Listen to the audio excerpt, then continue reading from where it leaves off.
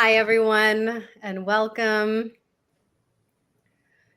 Today, we're excited to have you join us here on social media. I am Kelly Froyo. I'm IAYT's membership manager, and I'm here today with Marita Greenwich, who is IAYT's marketing and communications manager.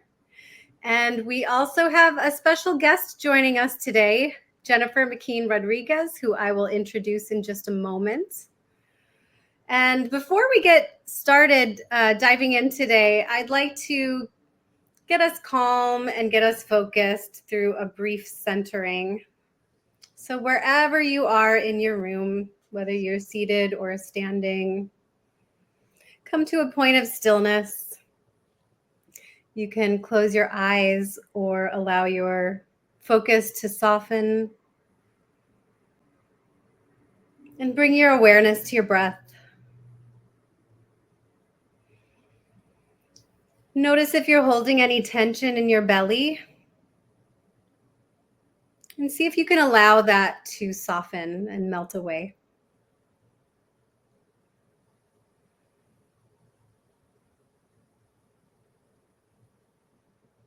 Inspired by IAYT's board president, Robin Rothenberg, I wanted to share with you a mudra today, a hand gesture, hand placement. So with your right hand, bring your index finger and middle finger to touch the tip of your thumb. This is stimulating prana vayu, which is the energy of drawing inward and upward, and samana vayu, which is the circular energy of assimilation and digestion.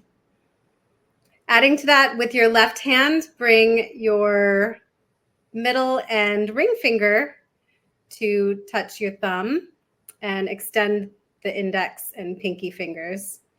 And then you can rest these on top of your lap, on your knees.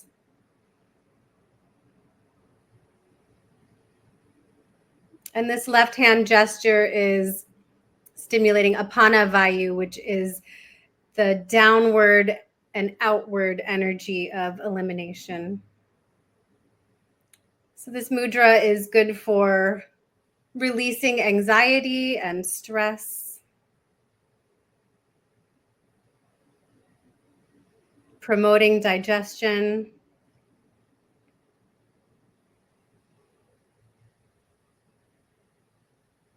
take another 2 or 3 breaths here, holding this mudra.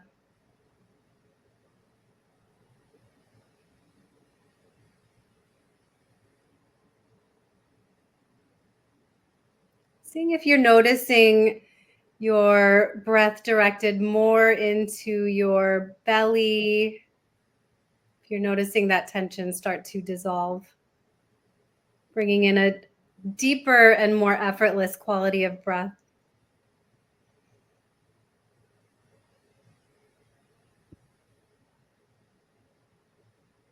Following your next exhale, you can release your hands and maybe wiggle your fingers, circle your wrists. Flutter the eyes open. That looks lovely. Jennifer took a nice big stretch. Any movement that feels natural or right for you right now.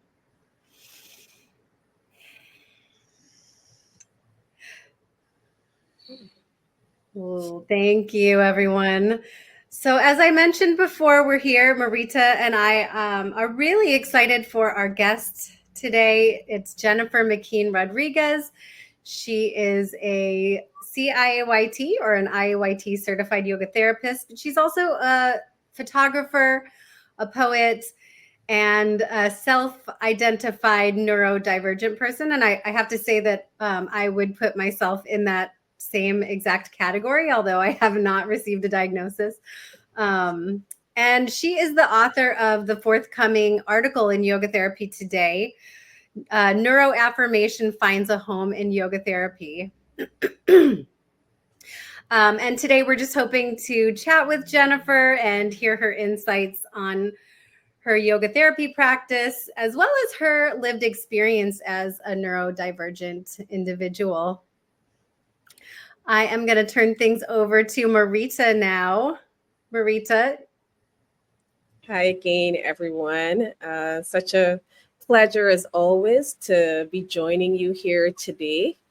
I'm really excited for this conversation with Jennifer, and I'm going to take it all the way back. So we start at the beginning because there are going to be people who are out there and they might not be completely familiar with what is neurodivergence. So, Jennifer, if you could, can you define what neurodivergence is for our audience and share why understanding it is essential for yoga professionals? Yeah, definitely. There's probably a lot of different definitions, but I think a core definition is that neurodivergent brain is just one that experiences and processes the external world, but also the internal world in ways that are perhaps different than what is termed a neurotypical brain. And I like to stress that different is not bad, though. I grew up in a home and in a family, and I've continued that with my own family, that different and weird are not bad words. There's nothing negative about those terms. So, yeah, neurodivergent brain just processes the world in a different way. Why that's important, for our profession, there's so many layers to that. One, I think, is super important is to understand the concept of trauma-informed yoga too, because for me, at least personally, these coexist together in my life, but within the stories of other people that I've worked with and people that are just in my life. So having a trauma-informed background, one, is going to be already a step into the right direction of understanding neurodivergence, because a lot of people don't know this. PTSD and CPTSD are considered under the umbrella term of neurodiversity. So that's one, kind of little avenue. But it's also just important for us to know what it means to be neurodivergent, because sometimes we need to communicate with people in various different ways. So what we can communicate to one person about, let's say, on an asana or breath work, or even mindfulness, things that are tangible and things that are not tangible, we may need to talk about them in different ways. And so much of this is experimentation. And so much of my practice, and when I'm working with a client or teaching a class, I always say, this is yours, experiment with it, play around with this. And that's one way that you can hold, some safety in space for a person who is either knows or does not know that they are neurodivergent. I hope that answered that question. There's probably more. It'll come out. I love what you said there about different isn't bad, and it's so ironic for me that you're sitting behind or in front of, sorry, this tapestry, and that's what I think of it as, right? So all of our differences weave together to form this beautiful tapestry. So it's so interesting that you're just sitting here, just in front of that, which kind of leads me in then to like the next question, because as Kelly would have mentioned, you have this article that's coming out in our winter 2025 issue of Yoga Therapy Today, and you mentioned this concept of being neuro-affirming. Mm-hmm. And I'd like for you to share a little bit more about this concept. Yeah. I think the first step into being a neuroaffirmative person, having a neuroaffirmative space, is one, doing research, read books written by the folks who are experiencing this. Yeah, do your research, but once you've done your research, don't stop. Just keep on, because, you know, like any field of science, it's ever evolving. It's changing. We're learning new things. So research is key. Find great resources. Make sure that they're very well vetted resources, because there are some that are not quite the support that they proclaim to be. So that's important. Joining support groups too is a way to expand not just your understanding of neurodiversity, but also your awareness of being neuroaffirmative. So there's a couple of like social media groups I'm a part of that are women only, you know, and identified as neurodivergent. And so we get to just talk to each other and support each other. So that's a big thing. Another aspect of being neuroaffirmative is like getting into the nuts and bolts of, if you're working with somebody, being aware of all of the external, you know, sensory stimuli. So how's the lighting? Some people are okay with bright lights, but some people prefer dim, if you can dim them. Sounds, that can be a trigger for a lot of folks. So, you know, always asking your client, do you want music or not? I don't use music. And even in my yoga classes, I prefer not to have music. However, because it's their practice, I bring in very soft music with no vocals, for example. Being aware of the temperature, that's, you know, that can be easily overlooked, but making sure that the ambiance and the temperature of the space is comfortable for the person. This is another thing, fidgets.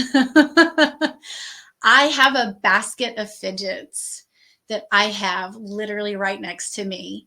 And I offer that to a client during the intake process. Do you want something to hold on to, squeeze, maybe do a little popping? And that, I think, is also, it's playful too, right? Like, why can't we bring play into our practice? So having a basket of fidgets, weighted blankets are, yeah, that it doesn't work for everybody, but it's a nice option to have. Even small weighted props can be really, really lovely. Like if you're in a restorative practice, or just, you know, a shavasana, having something, you know, 1/2 pound in the hand, something on the solar plexus, something on the feet or the thighs, offering props that help to support that person is another way you're making the practice neuroaffirmative. And languaging is super important. I think that we all know that. And I know that that's something that's definitely more discussed in yoga therapy trainings, yoga teacher trainings, is language. It's so important. So it's important to know, does this client how do they want to identify themselves? And that's something that I do get into in the article is, and there's a lot of great debate within the neurodivergent community. Is it person first, or is it diagnosis first? Everyone's a little different about that.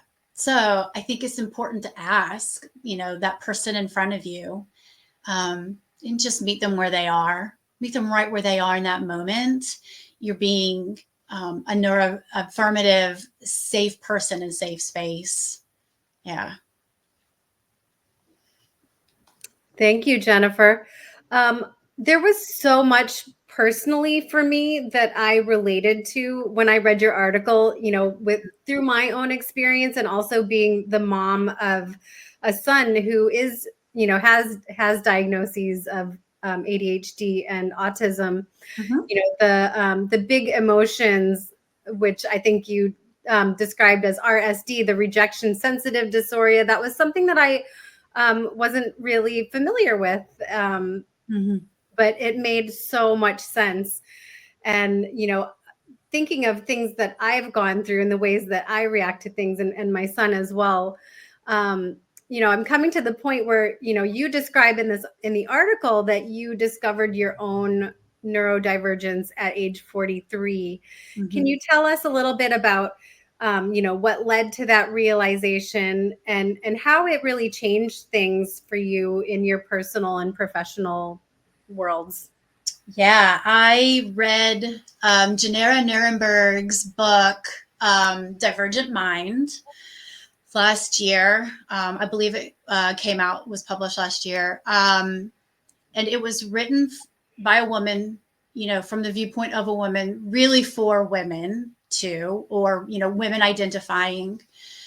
And the book is just very accessible and very conversational, and it allowed me to it was just holding up a mirror for me, but in a very gentle, kind way. That was the light bulb moment. I just remember reading it and just crying and just being like, oh, I can breathe. This is who I am. This is legit. I carried shame for a very long time about what I perceived as my limitations, not being able to, have dreams and goals being met, and then realizing, oh, I'm not dumb. I'm not lazy. I'm not any negative word you want to throw in there. I am truly working with a brain that's just is having a little bit of a hard time. And me being hard on myself clearly didn't help, right? So that book was a huge turning point for me. I do have many people in my life who are diagnosed ADHD. And so I've always had conversations with them, and, just allowed me to go and have conversation with them from a different viewpoint. And, I do have several friends who are, ADHD, autistic and ADHD, or autistic, and going to them, for just picking their brains, honestly, and knowing that they were support. That was a big part of it. So that's how I discovered, really. And again, I didn't, and I say in the article, I don't feel the need to get diagnosed. And maybe one day I will cross that bridge. I don't know. But professionally, personally and professionally, I will say that this is what's happened, but this is also me. I'm talking about it a lot more with folks. I'm going out in the world, and I am bringing up these topics with folks. Part of it is, a way of getting other people who are neurodivergent to be like, oh, me too, come, let's talk. So I've grown my support system by talking about this more. But also professionally, when I started talking about it last year in my yoga classes, I would just, one little thing, I would just say one thing, this is what I experienced, and so this is why in my class. And I would always have at least one person say, me too. Oh my gosh, me too. I always thought I was the only one. And so it showed them that connection. You're not alone. There's so many more people out there too. Let's talk about it, right? Like, can we just take this whole taboo thing off of it already? So that's one way it's incorporated both personally and professionally.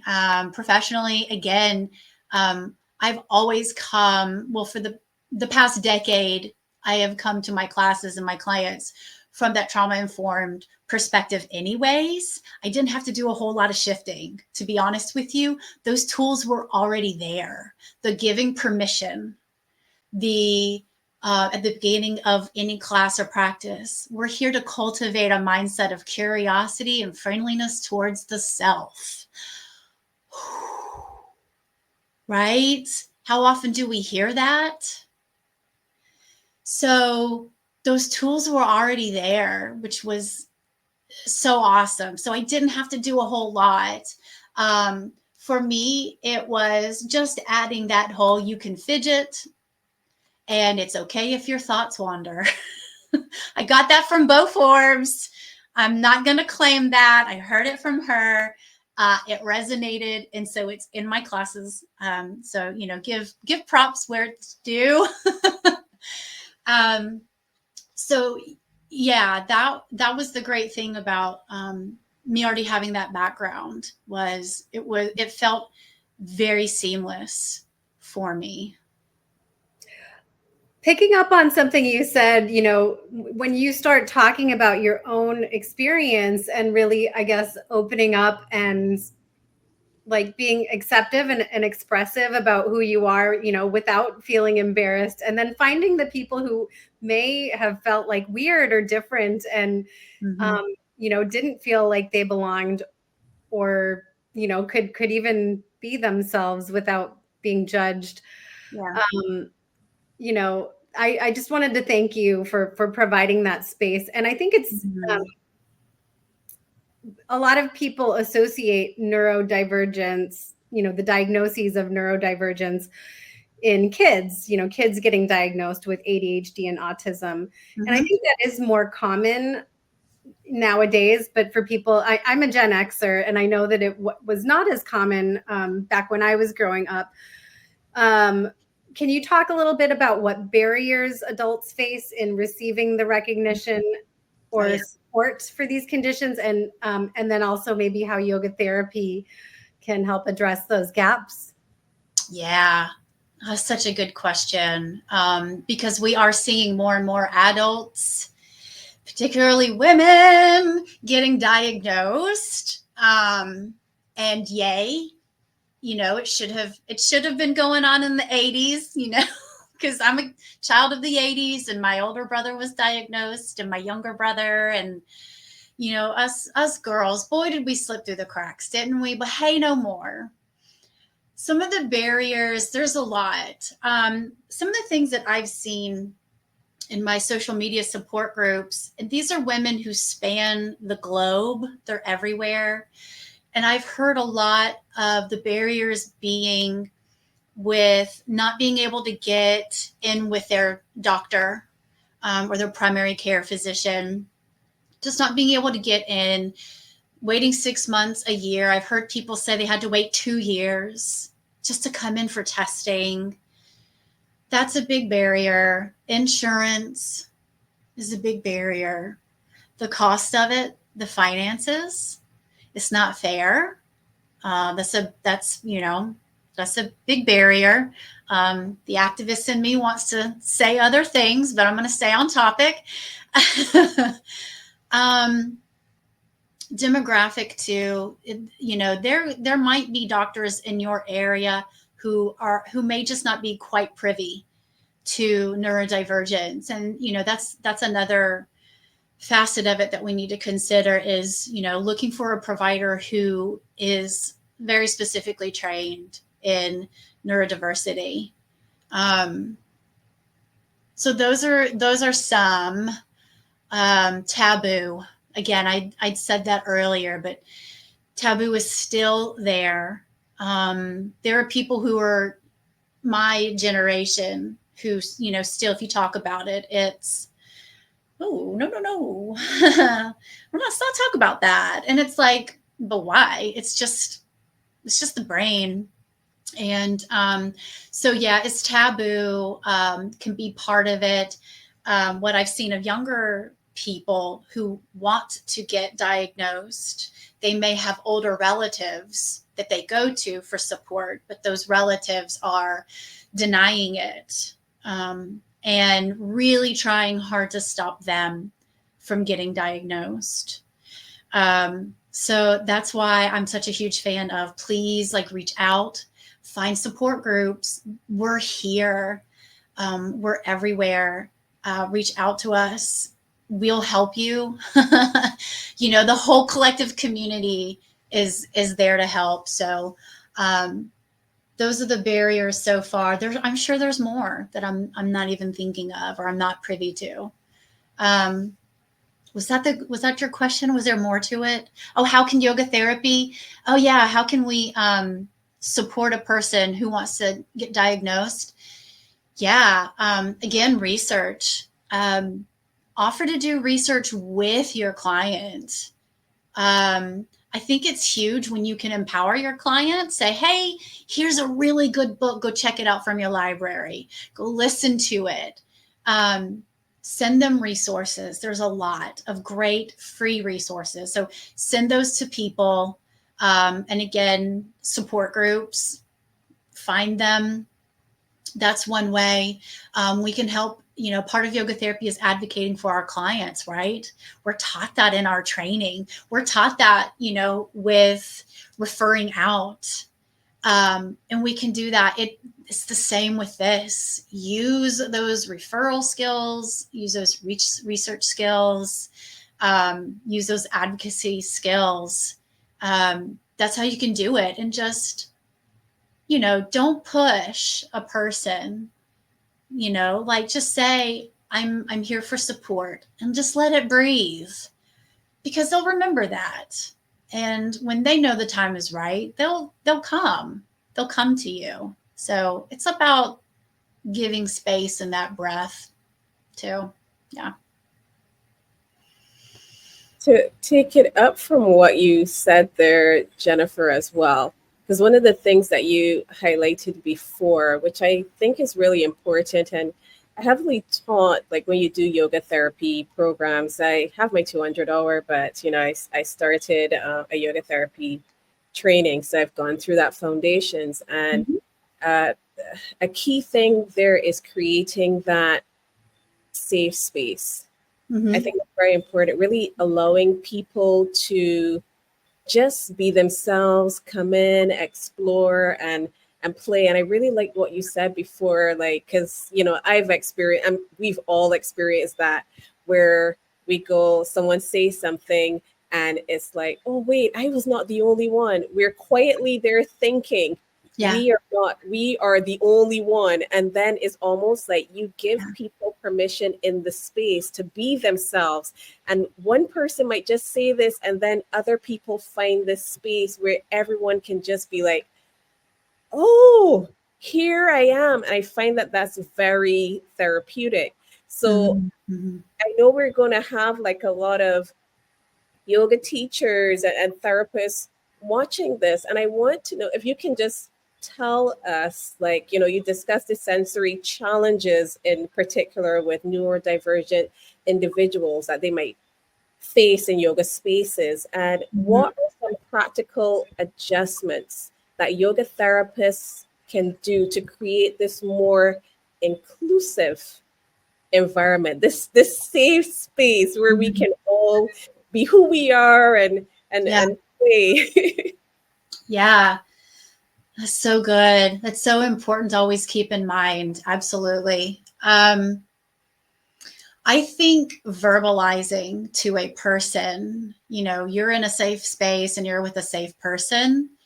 I know that with me, sometimes I do need literal things. I can read between the lines, but there are just certain things where I need a person to just upfront say, I'm a safe person for you.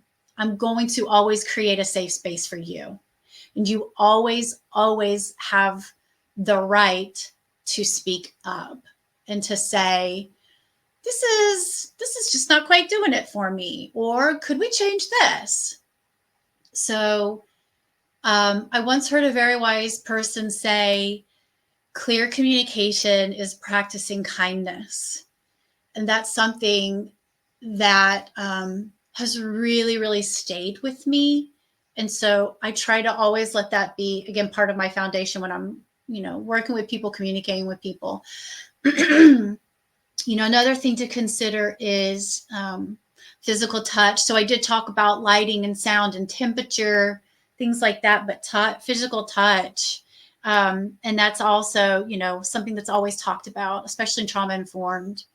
You know, asking for permission to make hands-on assists, right? I don't feel comfortable touching people. That's me.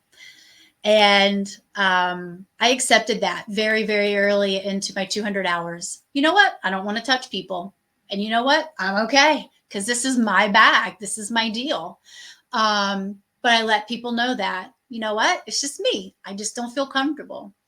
There are people, though, who do feel comfortable doing hands-on assists. So I think it's important to, every single time, if you see that a hands-on adjustment or assist needs to happen, every single time you have to ask permission. It's not a one and done per session, per class. But I think too, so much of yoga and yoga therapy is being creative, isn't it? It's knowing in the moment, oh, I got to change this up. Oh my gosh, this thing is not working. It's having to know in that moment, how can I, very strongly communicate to this person, let's do this instead and not touch them. Part of that is having the client touch themselves. I'm a huge fan of self-massage. If you come to my yoga class, you're going to get a massage and I'm not doing it. And I joke in my classes, you didn't know you came here to get a massage, did you?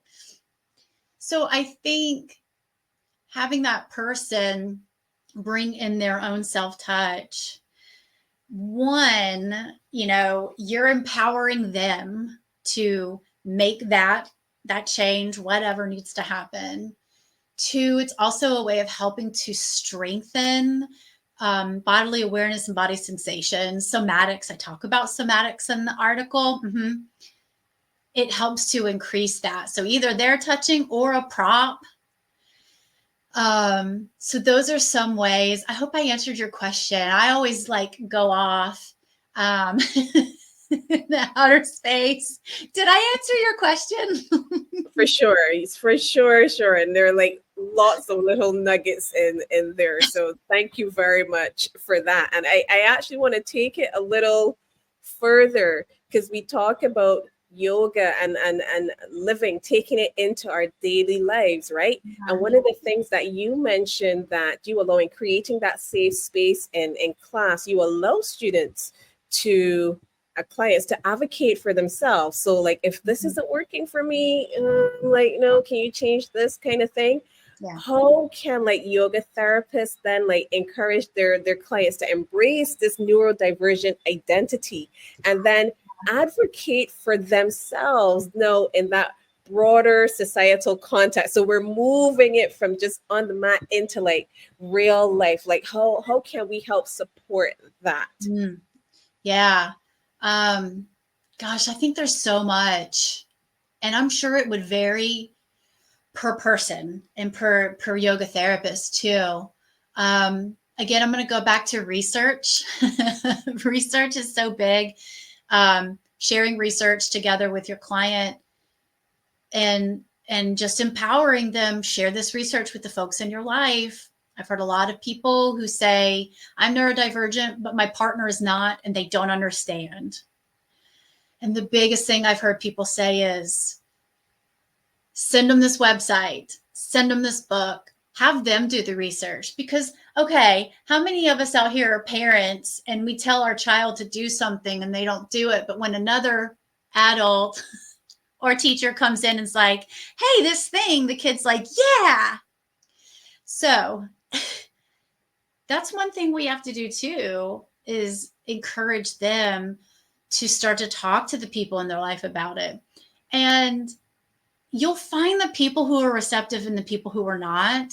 When you find the people who are not receptive, you just learn, okay, I won't discuss that with you, but I'm still going to have healthy boundaries, right? That's part of it.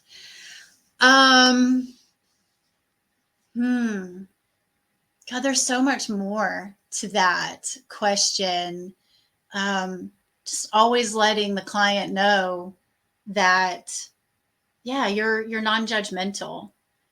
That with every single session, there's no expectation. There's no expectation to what we're going to do, what you're going to experience. what you may not experience. I think it's so important to, again, verbalize there's no expectation here. And as far as like, internally accepting, a diagnosis, or even not a diagnosis, but just a suspicion, that's such an individual journey, for everybody. I will speak for me. One, it was a huge relief, but then I needed to grieve. I needed to grieve the loss of acceptance from my younger self. I didn't accept, the things that were going on. And so I needed to grieve that. And then I needed to forgive myself that I was hard on myself, right? And I think, again, sharing that with clients, it's okay for you to be angry. Be angry. Be angry that you slipped through the cracks and no one was paying attention. Go ahead, get it out. Let's do some breath work. Let's do some breath of fire. Let's do some lion breath. Get it out, right? But again, very clear, concise languaging, I think, is just going to build that safe space, that support system, because the yoga therapist is going to learn with their client too. Because I've got my experiences, but what my friend has experienced is not the same. And so I'm going to learn through them, and I'm going to learn through my client too. And just take it with me to everybody. So I hope that was a little bit to help. Yes, that was great. That was great, Jennifer. I'm thinking about what you said there, and we really do need to sometimes grant ourselves some grace. It's something we say easily to others, but we really do have to to do that. And I wish that we could talk so much. It's such an important conversation, and you might not have been seeing all of the messages. There are a lot of comments and stuff like that coming through. I know we've been very focused. There are a lot of comments coming through Instagram in particular. And for everyone, I know some of you couldn't stay, so people pop on and they pop off, but we are recording this and we will place it on YouTube. It'll be on Facebook and Instagram as well, LinkedIn, so that you can go back and you can watch as well, because I know many of you want to get caught up. But I want to say, Jennifer, this has been really great. Thank you for being a part of this important discussion.